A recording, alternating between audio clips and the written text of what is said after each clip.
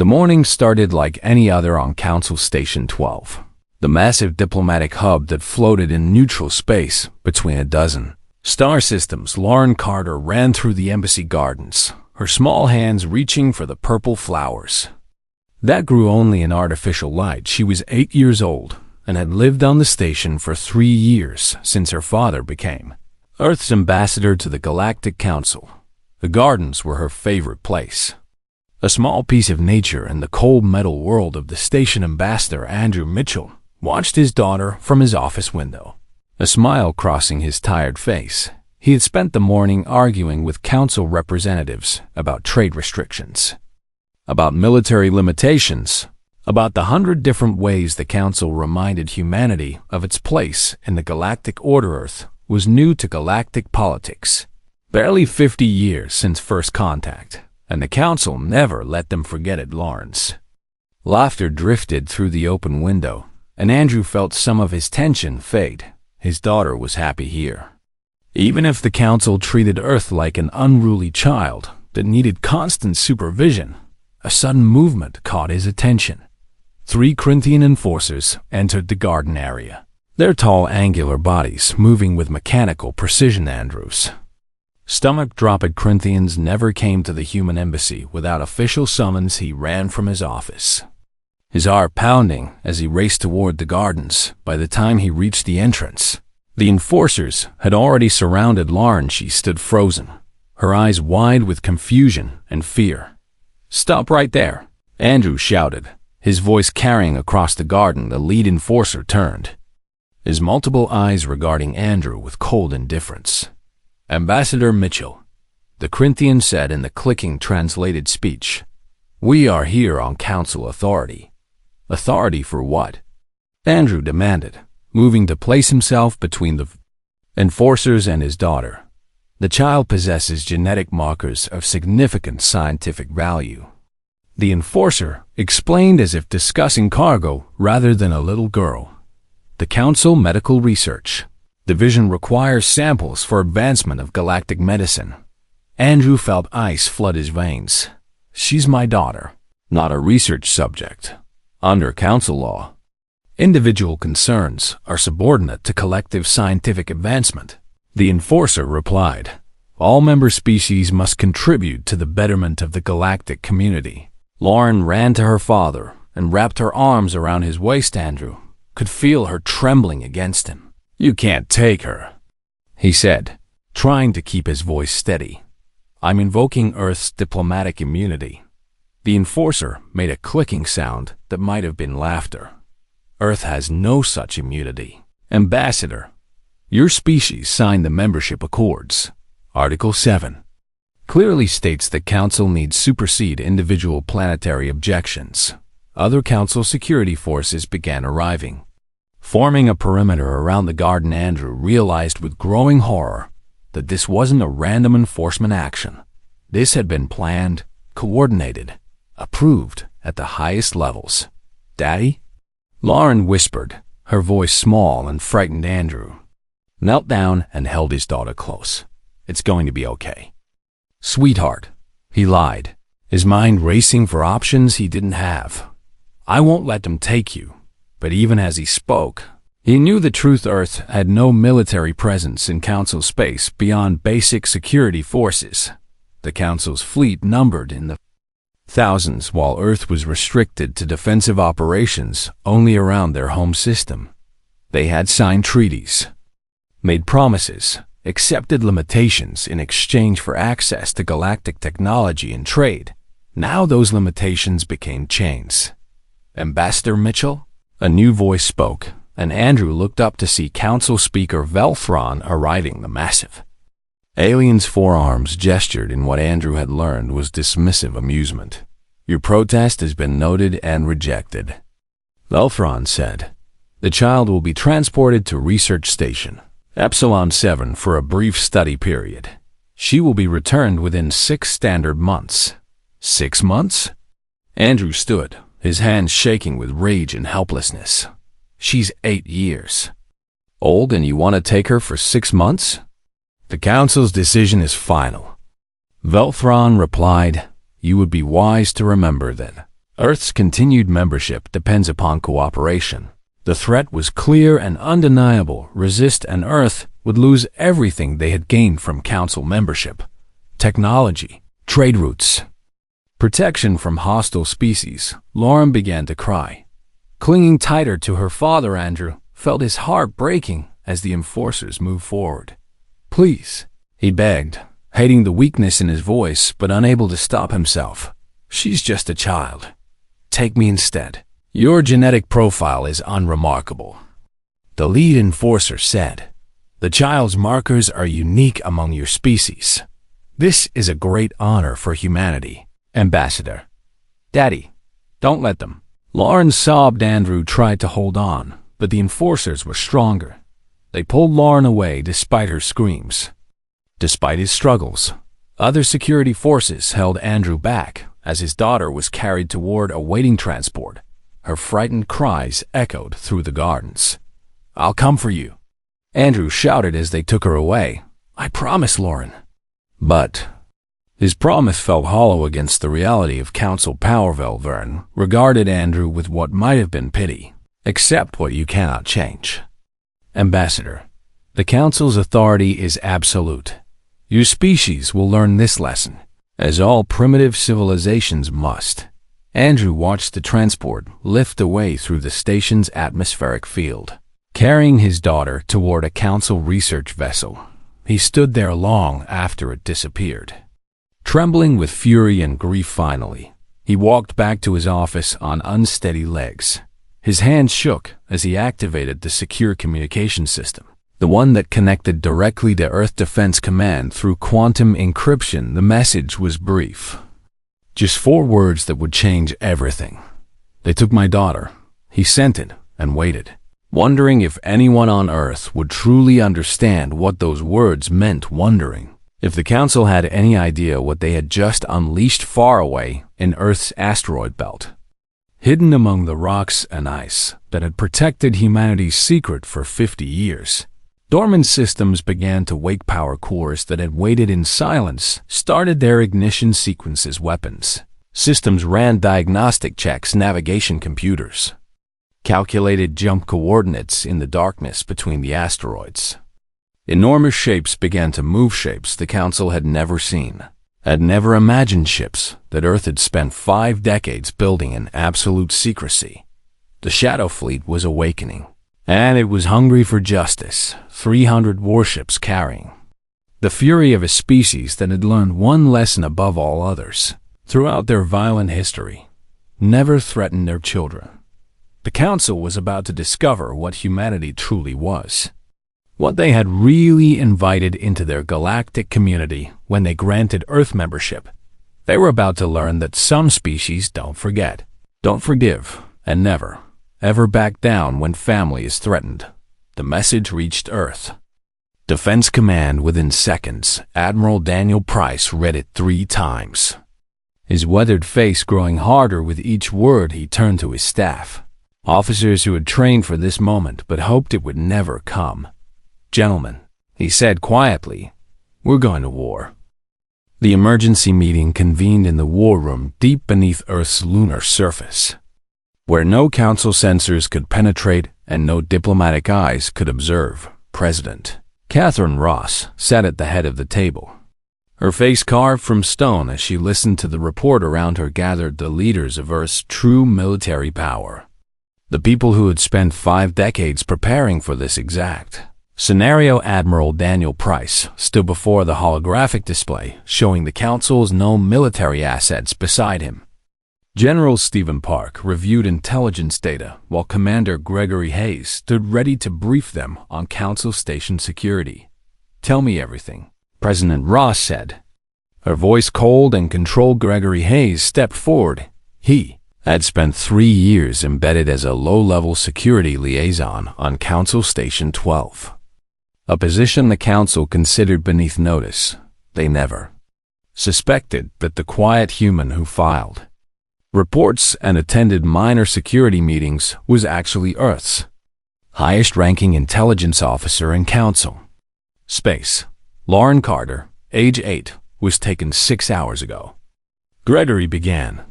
Council Medical Research Division claimed authority under Article 7 of the Membership Accords. She's being transported to Research Station Epsilon 7 in the Vega sector. What's the security situation? General Park asked. Heavy, Gregory replied. The station is in neutral space, supposedly protected by treaty. Current garrison is approximately 50 Council warships from various species.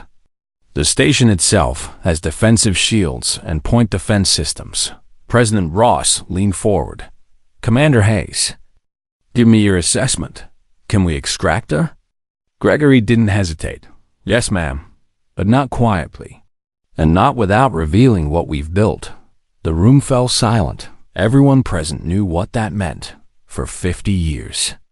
Ever since humanity's first contact with the Galactic Council, Earth had played a careful game. They accepted restrictions, smiled through condescension, and signed treaties that limited human military expansion beyond the solar system. But humans had learned hard lessons throughout their history. They learned from the Romans, from the colonial powers, from every empire that ever crushed those too weak to resist. When Earth joined the Galactic Council, they came with smiles and promises of cooperation.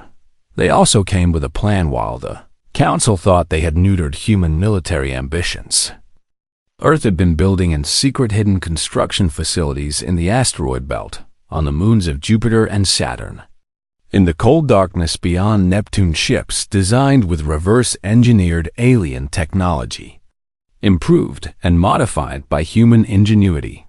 The Council had taught humanity about energy, shields, and faster-than-light travel. Humans had taken those lessons and created something the Council never imagined. Admiral Price activated the display, and the hologram shifted to show the Shadow Fleet, 300 warships of varying sizes, all painted in radar-absorbing black, all carrying weapons that would make the Council's military leaders weep. Carriers that held fighter squadrons trained for precision strikes, battleships mounting railguns that could punch through any known shield, destroyers equipped with missile systems that could track and eliminate targets at impossible ranges, cruisers carrying electronic warfare suites capable of blinding entire enemy fleets.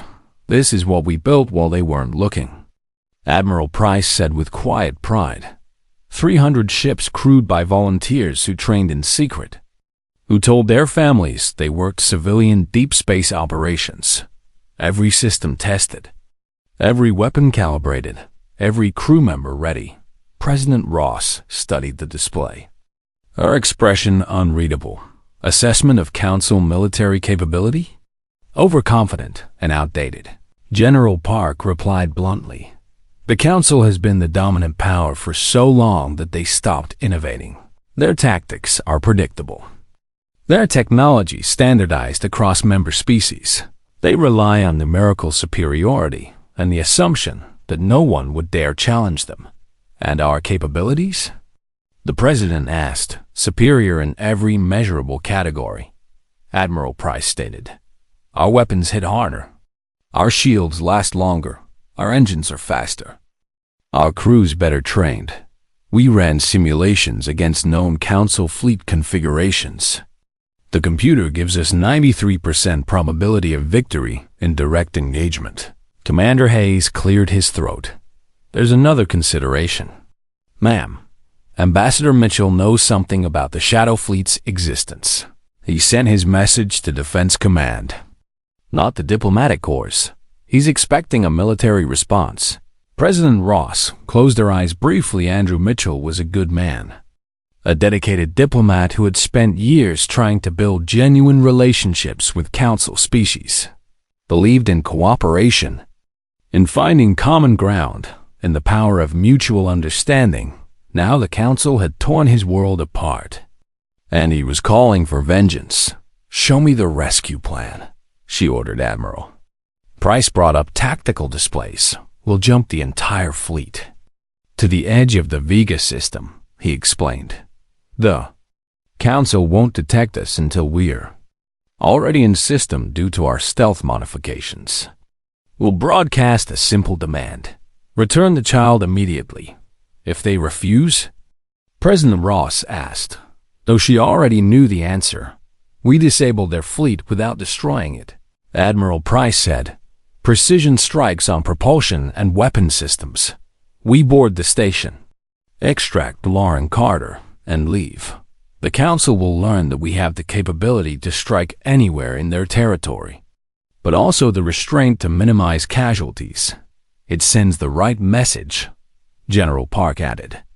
We've also prepared follow-up intelligence on Council violations throughout their territory. Other children taken from member species. Resources extracted without compensation. Entire populations exploited. Once we have Lauren back, we'll have leverage to demand real changes to Council policy. President Ross stood and walked to the viewing window that overlooked the massive hangar where 50 warships waited in silent readiness she had taken office, knowing this day might come, the day when humanity would have to choose between maintaining comfortable lies or revealing uncomfortable truths. The Council thinks we're weak because we haven't shown them our strength, she said quietly. They mistake our patience for submission, our diplomacy for fear. She turned back to face her commanders. They took a child, a little girl who did nothing except have the misfortune of interesting genetics. They took her from her father's arms and told us we had no choice but to accept it. Her voice hardened. Show them they were wrong. Show them what humanity really is. Bring Lauren Carter home. And let the Council understand that we are not their subjects. Admiral Price saluted sharply. Yes, ma'am. Fleet will be underway within 2 hours. As the commanders filed out to prepare their ships, President Ross returned to the window. She thought about all the treaties they were about to break, all the diplomatic relationships about to shatter. She thought about the risks, the potential for full-scale war, the possibility that this could end with Earth isolated or worse. Then she thought about an 8-year-old girl crying for her father while alien researchers treated her like a laboratory specimen. Choice became simple. Catherine Ross activated her communication system and began recording a message that would be transmitted to every human settlement, every Earthship, every person who called themselves part of humanity. My fellow humans, she began. Today, the Galactic Council learned that there are lines they cannot cross. They will soon learn that when you threaten our children, you threaten everything we are. And they will learn what it means to face humanity unbound. In the darkness of the asteroid belt, 300 ships began their final launch preparations. Crews that had trained in secret for years moved with practiced efficiency, weapon systems armed, shield generators charged, engines building power for the jump to faster than light speed. Commander Gregory Hayes transmitted final intelligence updates from his position on Council Station 12. Providing real-time data on Council fleet movements and security protocols. He would remain in place, maintaining his cover, feeding information that would keep the Shadow Fleet one step ahead. The Council's sensors were good, but they were designed to detect known threats using known technologies. They had no protocols for detecting human stealth systems because they didn't know those systems existed. Admiral Daniel Price stood on the bridge of the ESS Valiant, the fleet's flagship, and watched his tactical display populate with status reports. 300 green lights. 300 ships ready for combat. All vessels report ready for jump. His operations officer announced. Coordinates locked for Vega system. Outer marker. Admiral Price thought about Lauren Carter, about her father's desperate message, about every human child who deserved to grow up in a galaxy where power didn't mean the right to take whatever you wanted. Take us to faster than light, he ordered. Let's bring our daughter home. The Shadow Fleet vanished from normal space, leaving only fading energy signatures that dispersed within seconds. They were gone, racing across the light years toward a confrontation that would reshape galactic politics forever. Behind them, Earth waited and prepared before them. The council went about their business, confident in their authority, secure in their power, and between them, on a cold research station, a little girl named Lauren Carter sat in a sterile medical bay and wondered if her father's promise had been real. She would soon find out that when humanity makes a promise, they keep it no matter what it costs. Research Station Epsilon 7 floated in the darkness of the Vega sector, a massive ring-shaped structure that housed some of the Council's most advanced medical research facilities. Lauren Carter sat on the edge of a sterile examination bed, her small form dwarfed by the oversized medical equipment surrounding her. She had cried herself out during the transport, her tears finally running dry somewhere between Council Station 12 and this cold, frightening place. Now she just felt numb and tired. There, Zentar entered the medical bay, his three-fingered hands carrying a datapad that glowed with incomprehensible symbols. He was a Volosian, tall and thin with pale blue skin and large dark eyes that never seemed to blink. "Good morning, young human," he said in the flat translated voice that came from his communication device. "We will begin the genetic sequencing today." Lauren pulled her knees up to her chest, making herself as small as possible. "I want my dad," she whispered. Dr. Zentar made a gesture that might have been sympathy or might have been annoyance. "Your parental unit has been informed of your location," he said. "You will be returned to him when our study concludes. This is a great opportunity for your species. The data we collect will advance medical science across the galaxy." "I don't care about medical science," Lauren said, her voice stronger now. "I just want to go home." The doctor regarded her with his unblinking stare. "You must understand that individual desires are less important than collective advancement," he explained as if teaching a simple lesson. "The Council Medical Research Division has legal authority over all member species. Your father agreed to this when Earth joined the galactic community. My dad wouldn't agree to this," Lauren insisted. "He said he'd come for me." Dr. Zentar made that ambiguous gesture again. "Your species lacks the military capacity to challenge Council authority," he said, without cruelty, simply stating what he believed to be fact. "Your father's promise was emotional comfort, not practical reality." Meanwhile, across the station in the command center, Station Director Calvin reviewed the day's research schedule with growing satisfaction. The human child's genetic profile was even more interesting than initial scans had suggested. Her DNA contained unusual repair mechanisms that could revolutionize tissue regeneration. Across multiple species, Council Medical Division would reward him substantially for this discovery. His communication terminal chimed with an incoming priority message from Council Fleet Command Director Calvin. The message began. "Be advised that unusual energy signatures have been detected in the outer Vega system. Fleet assets are investigating. Maintain standard security protocols." Calvin dismissed the message. With barely a glance, energy anomalies were common. In this region of Space Council, sensors were always detecting something that turned out to be natural phenomena or civilian trafficking. Returned his attention to the research schedule, unaware that the energy signatures were 300 human warships dropping out of faster-than-light travel on Council Station 12. Ambassador Andrew Mitchell sat in the Council Assembly Hall, his face haggard from lack of sleep. Speaker Velthron occupied the central platform, his forearms spread wide in a gesture of absolute authority. "Ambassador Mitchell," Velthron said with what might have been amusement, "your repeated demands for your offspring's return have been noted and rejected.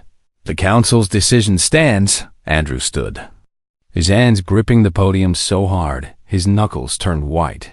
"You had no right to take her," he said, his voice hoarse from hours of arguing. "She's 8 years old. She's terrified. And you treat her like she's property. She is a resource. Velthron corrected, as are all members of Council species when the collective requires it. This is the price of galactic civilization. Your primitive emotional attachments cannot override established law. Andrew felt rage building in his chest. A fury so intense it threatened to overwhelm his diplomatic training. You keep calling us primitive, he said quietly. But you're the ones who steal children and call it progress. You're the ones who treat sentient beings as lab specimens and call it advancement. Velthrons. Massive form shifted in what Andrew had learned was condescension. Your species has been part of the council for only 50 years, the speaker said. You do not yet understand how galactic society functions. You signed the membership accords. You accepted our authority. You have no military leverage to challenge our decisions. Andrew opened his mouth to respond when his secure communication device vibrated against his chest. The pattern was specific. Prearranged, impossible to mistake. His heart began to pound. Speaker Velthron, he said, his voice suddenly steady. I tried to warn you. I told you that you didn't know what you were starting. Velthron made a dismissive gesture. Your warnings are as empty as your threats. Ambassador, Earth has no power here. You would be wise to accept. The speaker's words were cut off by a sudden alarm that echoed through the assembly hall. Emergency lights began flashing as Council security forces rushed to their stations. A holographic display materialized in the center of the chamber, showing the Vega system, and there, surrounding Research Station Epsilon 7 in perfect formation, were 300 ships that no Council database recognized. The assembly hall erupted in chaos. Representatives from dozens of species began shouting questions while security officers frantically tried to identify the unknown fleet. Andrew Mitchell felt a smile cross his face for the first time in days. That, he said into the stunned silence, is Earth's answer to your authority.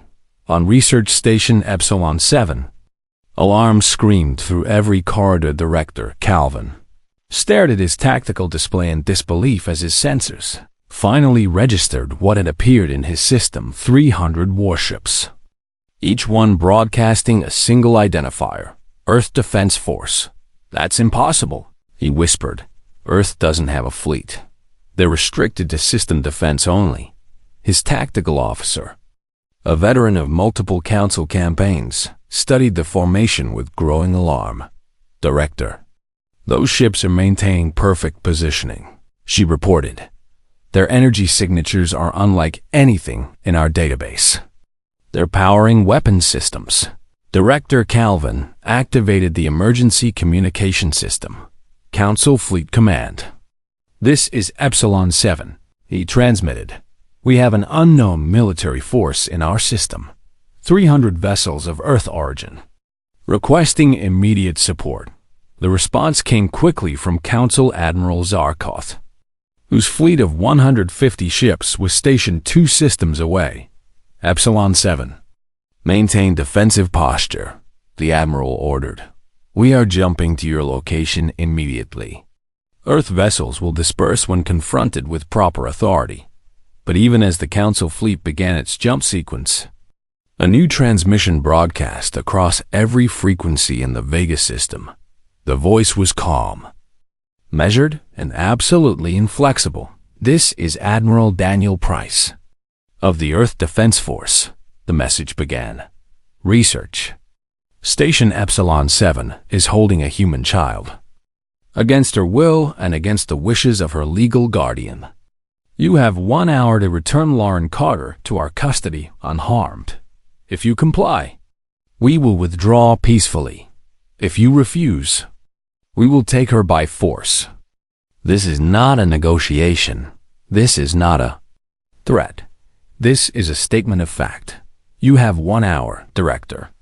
Calvin's hands trembled as he sent an urgent message to Council. Leadership, they're serious. He transmitted. Request immediate guidance. Do we surrender the subject? The response from Speaker Velthrin came through encrypted channels. His voice hard with anger and pride. Absolutely not. He ordered. The Council does not bow to threats from primitive species. Admiral Zarkov's fleet will arrive within 30 minutes. Maintain your position and trust in Council military superiority. Lauren Carter heard the alarms and felt the station shake slightly as defensive shields powered up to maximum DR. Zentar had left her alone in the medical bay. Rushing off to some emergency meeting, she sat on the bed, hugging her knees, and wondered what was happening. Then she heard it. Faint but clear through the station's communication system, her father's voice. Lauren, if you can hear me, this is Dad. I told you I would come for you. I brought friends. Stay safe. Sweetheart, we'll be there soon. Lauren began to cry again. But this time, the tears were different. These were tears of hope outside the station. Admiral Price stood on the bridge of the ESS Valiant and watched his countdown timer tick toward 0 around him. His officers prepared for combat with quiet efficiency. Sir, Council fleet detected jumping into the system. His sensor officer reported. Admiral Zarkov commanding. 150 vessels. They're positioning between us and the station. Expected. Admiral Price said calmly. They think their numbers will intimidate us. Orders, sir?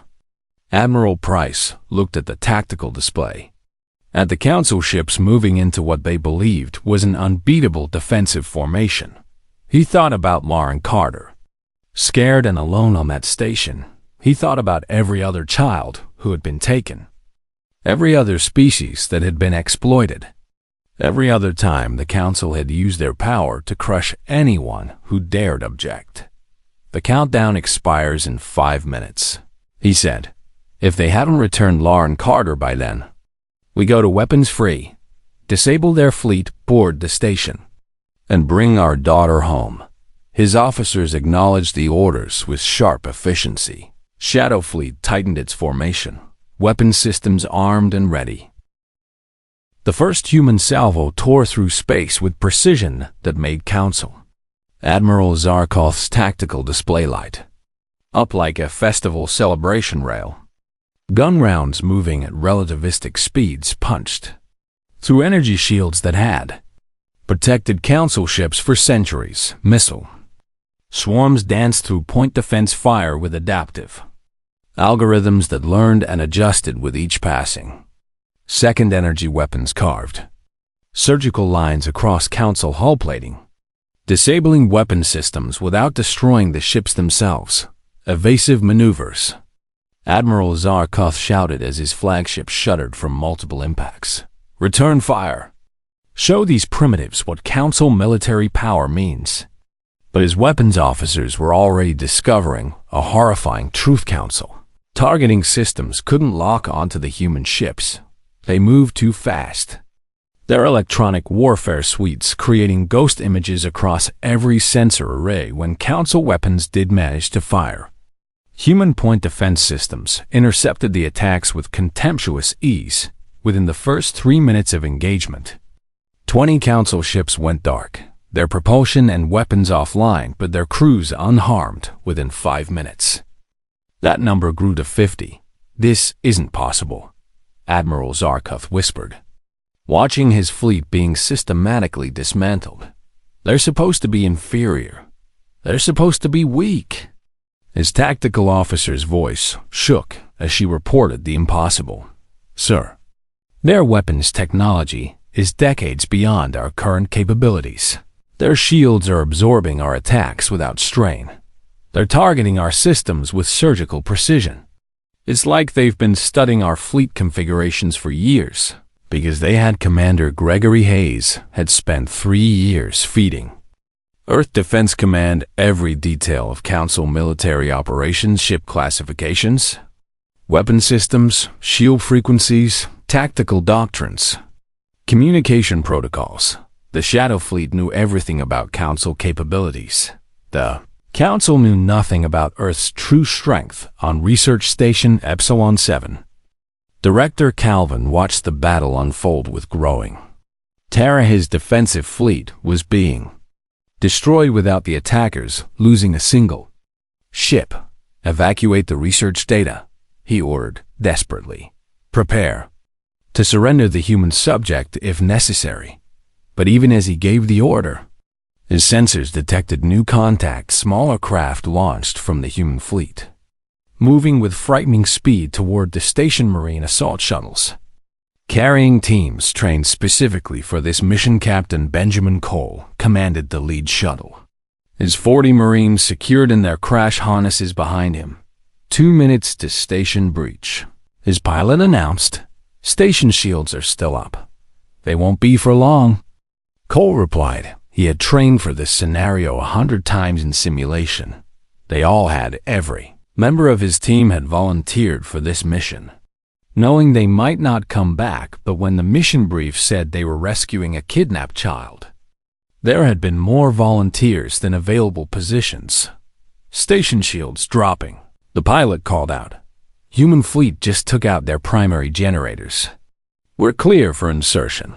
The assault shuttle punched through the station's hull plating, exactly where intelligence data said the medical research section would be. Marines poured out in perfect formation, their weapons tracking potential threats with practiced efficiency. Station security forces attempted to mount a fast defense. They lasted approximately 30 seconds. Human Marines wore powered armor that made them faster and stronger than any Council species. Their weapons fired smart ammunition that could track targets around corners. Their tactical coordination was flawless, each team member knowing exactly where the others were without needing to communicate. Captain Cole led his team through the medical section, checking each room against the station layout. Commander Hayes had provided Medical Base 7, he said, reading the translated text on a doorway. "This is it." He signaled his team to positions and activated his external speaker, Lauren Carter. "My name is Captain Benjamin Cole," he called through the door. "I'm here to take you home. Your dad sent us inside the medical bay." Lauren had hidden beneath the examination bed. When the alarm started, she heard explosions, felt the station shaking, and was too terrified to move. Now she heard a human voice, speaking English with an Earth accent. She crawled out from her hiding place, her whole body trembling. "Are you really from Earth?" she called out, her voice small and frightened. "Born in Nevada. Served in Earth Defense Force for 12 years, Cole replied. "And I promised your dad I'd bring you home safe." "Can you open the door, sweetheart?" Lauren reached up and touched the door control. It slid open to reveal a man in black armor kneeling to her eye level. His helmet retracted, showing a weathered face with kind eyes. "Hi, Lauren," he said gently. "You've been really brave, but you don't have to be brave anymore. We're going home." Lauren ran to him, and he caught her in his armored arms. Holding her carefully, despite the combat gear, she started crying against his shoulder, all the fear and loneliness pouring out. "I've got you," Cole said softly.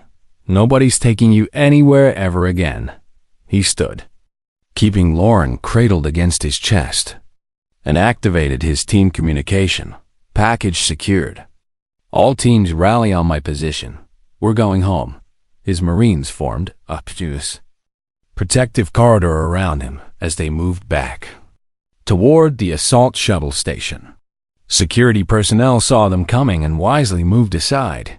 No one was willing to die trying to stop soldiers who had just cut through their best defenses. Like they weren't there back in space. The battle was effectively over. Admiral Zarkov's fleet floated dead in space, every ship disabled but intact. The Council Admiral sat in his darkened command center, staring at his useless tactical displays. "How?" he asked the darkness. "How did we not know?" His tactical officer had no answer. No one did. The Earth vessels maintained their formations, Weapons still trained on the disabled Council ships, but not firing. They could have destroyed every vessel, killed every crew member. Instead, they had rendered the fleet helpless and simply waited for their Marines to complete their mission, waited to show the Council that Earth didn't need to kill to prove their superiority. On the bridge of the ESS Valiant, Admiral Price received the message he had been waiting for.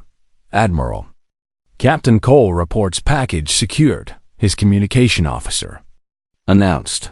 All Marines returning to fleet. 0 casualties. Admiral Price felt tension he hadn't realized he was carrying. Drain from his shoulders. Signal the Council fleet. He ordered. Medical teams are available if they need assistance with casualties. His officers looked surprised. Sir, we just defeated them, one said. Why offer aid? Because we're not here to make enemies. Admiral Price replied. We're here to rescue a child and prove a point. The point has been made. Now we show them what happens next. He activated a transmission to Director Calvin on Epsilon 7. Director, we have Lauren Carter, he said. Your station took minimal damage, and we have not harmed your personnel beyond what was necessary to complete our mission.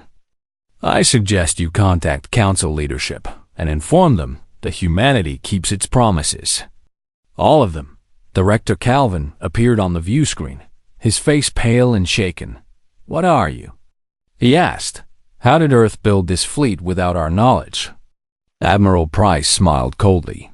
We're the species you thought you could control, he said. And we built it by understanding something the Council forgot. Never underestimate someone who's willing to wait for the right moment. You thought our compliance meant acceptance. You thought our patience meant submission. You were wrong. He cut the transmission and turned to his navigation. Officer, signaled the fleet. He ordered. Plot course back to Earth. We're bringing our daughter home. The Shadow Fleet turned in perfect synchronization and prepared to jump to faster-than-light travel, but before they left, Admiral Price broadcast one final message across all Council frequencies. This is Admiral Daniel Price of Earth Defense Force to all Council members, he transmitted. Today you learned that humanity possesses military capabilities you never suspected. We could have destroyed your fleet. We could have leveled Research Station Epsilon 7. We chose not to because we are not conquerors. But make no mistake, if you threaten our children, our people, or our sovereignty again, we will not show the same restraint. We came for one child. Today, imagine what we will do to protect millions. Earth is no longer asking for your respect. We're demanding it. And we have 300 ships to back up that demand. The transmission ended. The Shadow Fleet vanished into faster-than-light space behind them. Council Admiral Zarkov sat in his disabled flagship and tried to compose a report that would explain how his entire fleet had been defeated by a species the Council had dismissed as primitive on Council Station 12. Speaker Velthron watched the recorded battle footage with growing horror. Every tactical analyst, every military expert, every intelligence officer who reviewed the engagement came to the same conclusion Earth had been holding back since the day they joined the Council. They had signed treaties with weapons hidden in their asteroid belt. They had accepted restrictions while building a fleet in secret. They had smiled and cooperated while preparing for the day the Council pushed too far, and now that day had come. Ambassador Andrew Mitchell stood before the Council assembly, his spine straight and his eyes clear for the first time in days. I told you, he said quietly into the shocked silence. I told you that you didn't know what you were starting. My daughter is coming home. The Shadow Fleet emerged from faster-than-light travel above Earth to a hero's welcome. Every orbital station, every satellite, every ship in the solar system broadcast messages of celebration. But Admiral Daniel Price wasn't interested in victory celebrations. He had a promise to keep Andrew Mitchell waited at the lunar military facility. His hands shaking as the assault shuttle landed in the secure hangar, he had received word that Lauren was safe, unharmed, already on her way home, but he wouldn't believe it until he held her in his arms. The shuttle's hatch opened and Captain Benjamin Cole stepped out carrying a small bundle. Wrapped in a thermal blanket, Lauren saw her father and started struggling. "Dad." Cole set her down and she ran across the hangar floor. Her small legs pumping as fast as they could move. Andrew dropped to his knees and caught her, wrapping his arms around his daughter and holding on like he would never let go. "I'm sorry," he sobbed into her hair. "I'm so sorry I couldn't stop them." "You came for me," Lauren said, her face pressed against his chest. "You kept your promise." "Always," Andrew whispered. "Always." "Sweetheart." Captain Cole stood at attention nearby, giving them their moment but staying close in case they needed anything. Finally, Andrew looked up at the captain, his eyes wet with tears. "Thank you," he said, his voice breaking. "Thank you for bringing her home." Cole smiled slightly. "Sir, every person in the Shadow Fleet volunteered for this mission," he replied. "We'd do it again in a heartbeat. Your daughter was very brave." Andrew stood, still holding Lauren close. "What happens now?" he asked. "Now the Council learns that Earth makes its own rules," Admiral Price said, walking across the hangar to join them. "Ambassador Mitchell, I believe you have some negotiations to conduct." 2 days later, the Galactic Council convened an emergency session. Every member species sent their highest representatives. The chamber was packed with officials who had spent weeks trying to understand how Earth had hidden an entire fleet from their intelligence services. Speaker Velthron occupied his central platform, but his usual arrogance had been replaced with barely concealed fear. Ambassador Andrew Mitchell entered the chamber, and for the first time in 3 years, he walked with his head high and his shoulders back. He was no longer asking for permission, he was delivering demands. "The Council will now hear the human delegation," Velthron announced. His voice lacking its usual authority, Andrew stepped to the podium, and behind him appeared a holographic projection of Admiral Price broadcasting from Earth orbit. "Members of the Galactic Council," Andrew began, "my daughter is home, safe and unharmed. Captain Cole and his team made sure of that. But this incident has revealed fundamental problems with how the Council operates." Velthron started to object, but Andrew continued without acknowledging him. "For the past 3 weeks, we've been reviewing intelligence gathered by Commander Gregory Hayes and other Earth operatives," Andrew said. "We found disturbing patterns." The holographic display shifted to show data files, incident reports, and testimony from dozens of species. "The Council has taken 47 children from member species over the past decade for various research programs," Andrew stated. "You've extracted resources from 19 worlds without proper compensation. You've imposed trade restrictions that benefit elder species while exploiting younger members. You've used your military superiority to enforce compliance with laws that serve the powerful and suppress the weak." The chamber erupted in chaos. Representatives shouted denials while others demanded explanation. Species that had suffered in silence suddenly found their voices. "Order!" Velthron shouted, his forearms raised. "These accusations are inflammatory and documented." Admiral Price interrupted from his holographic projection. "Every claim has supporting evidence. Every violation has been recorded, and Earth is prepared to release all of it to every species in known space unless the Council agrees to substantial reforms." The threat hung in the air like a physical presence. Velthron's multiple eyes darted. between Andrew and Admiral Price. You would threaten the stability of galactic civilization? We would demand justice, Andrew replied, and we have the military capability to back up that demand.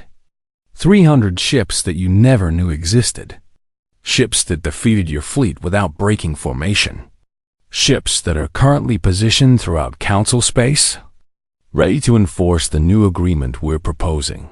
A representative from the Volosian Alliance stood, his blue face pale with concern. What agreement? Andrew smiled. A new treaty, he said. One that establishes true equality among member species. No more taking children without parental consent. No more resource extraction without fair compensation. No more using military force to silence legitimate grievances. And most importantly, no more assuming that elder species have the right to dominate younger ones. He looked directly at Velthron. The Council will become what it was supposed to be, a forum for cooperation, not an empire maintained through intimidation. Velthron's face showed a mix of rage and resignation. And if we refuse? Admiral Price leaned forward in his holographic projection. Then Earth will begin conducting enforcement operations throughout Council. Space, he said calmly, will free every child being held without consent. Will protect every species being exploited. Will be the police force that the Council should have been all along. And unlike the Council, we won't ask for anything in return except basic decency. The silence that followed was absolute. Every species representative understood what was being offered. Change the system or watch Earth change it by force. A small delegate from a species Andrew didn't recognize stood up. The Talarian people support this proposal, she said quietly. Our children were taken. Last year, we were told we had no choice. Another delegate rose. The Krex Federation also supports reform. The Council has extracted our mineral resources for decades, while providing minimal compensation. One by one, representatives stood in support. Species that had suffered in silence, that had accepted exploitation as the price of galactic membership, finally seeing an opportunity for justice within an hour. A majority had declared support for the new treaty. Velthron looked around the chamber and saw his power crumbling. The Council will need time to review these proposals, he said desperately. Time to consult with. You have 24 hours, Andrew interrupted. After that, Earth begins enforcement operations and releases all evidence of Council violations to public channels. I suggest you choose wisely. The session ended in chaos as representatives rushed to consult with their governments. Andrew Mitchell walked out of the chamber and found Commander Gregory Hayes waiting in the corridor.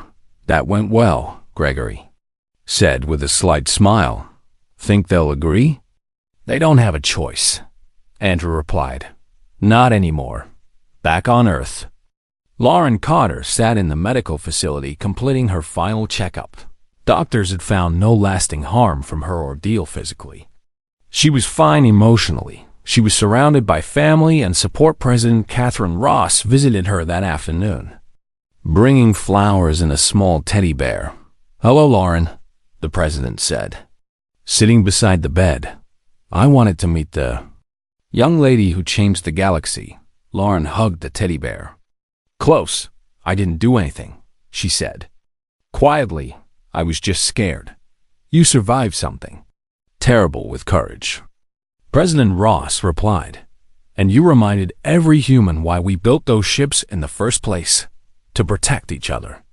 To make sure no one has to face monsters alone. Lauren thought about Captain Cole carrying her through the station. About the Marines who had risked their lives to save her. The soldiers were really nice, she said. They made me feel safe. They'll always keep you safe? President Ross promised. That's what we do. That's what makes us different from the Council. 24 hours later, the Galactic Council formally agreed to Earth's proposed reforms. The New treaty established protections for children across all species. Fair resource agreements and grievance procedures that didn't require military threats. It also officially recognized Earth's right to maintain military forces anywhere in Council space. The restrictions that had limited humanity for 50 years were gone. Speaker Velthron signed the treaty with visible reluctance. His political career effectively over. Andrew Mitchell signed for Earth, his daughter standing beside him. "This is for every child who deserves to feel safe," he said quietly as he added his signature. "This is for every species that deserves justice. And this is for my daughter, who showed more courage than any council representative." Admiral Price attended the signing ceremony via holographic projection. The Shadow Fleet will be conducting regular patrols throughout Council space, he announced. "We'll respond to requests for protection from any member species. Our mission is simple: ensure that the strong protect the weak, not exploit them." A representative from the Talarian people approached Andrew after the ceremony. "Ambassador Mitchell," she said, her voice trembling, "because of what you did, my children came home last night." "Thank you." Andrew felt tears sting his eyes. "I'm glad they're safe," he said. "No parent should go through what we went through." Over the following weeks, Earth's Shadow Fleet maintained its patrols, while Council member species began implementing the reforms. Children were returned to their families. Fair resource agreements were negotiated. Species that had been exploited found their voices. The galaxy was changing, not because anyone conquered it, but because someone finally had the power and the will to demand justice.